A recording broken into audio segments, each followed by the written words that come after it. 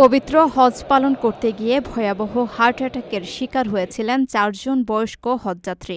তবে মক্কা হেলথ ক্লাস্টারের চিকিৎসক দলের দ্রুত পদক্ষেপে যেন অলৌকিকভাবে প্রাণে বেঁচে গেছেন তারা।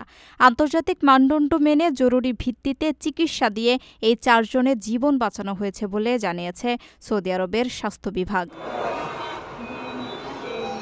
জানা গেছে ৬০ ও ৭০ বয়সের ওই ৪ জন হজযাত্রী আলজেরিয়া, মালয়েশিয়া, সিরিয়া ও ইরাক থেকে সৌদি আরবে এসেছিলেন।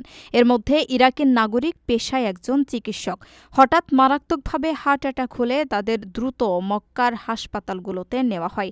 সেখানে চিকিৎসকদের তাৎক্ষণিক পদক্ষেপে রেকর্ড সময়ের মধ্যে তাদের জরুরি কার্ডিয়াক ক্যাথেটারাইজেশন সহ হৃদরোগের অন্যান্য জটিল চিকিৎসা দেওয়া হয়।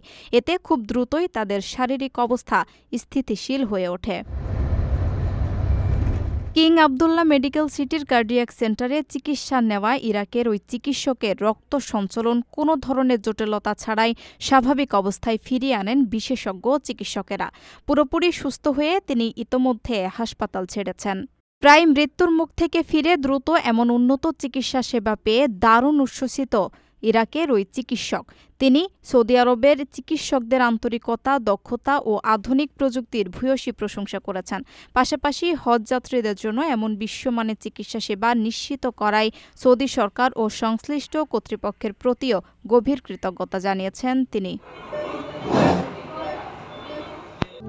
প্রবাসীদের জন্য নির্মাণ হচ্ছে দেশের প্রথম স্মার্ট সিটি, যেখানে থাকছে স্কুল, মসজিদ, হাসপাতাল, সুইমিং পুল, হেলিপ্যাড, পাঠাগার, জিম, সুপারমার্কেট, শিশু পার্ক সহ সকল নাগরিক সুবিধা। মাত্র ৩০ লাখ টাকা বিনিয়োগে মিলছে আকর্ষণীয় ফ্ল্যাট। প্লাটিনাম ইনভেস্টরদের জন্য ঢাকা বিমানবন্দরে ভিআইপি প্রোটোকল সুবিধা।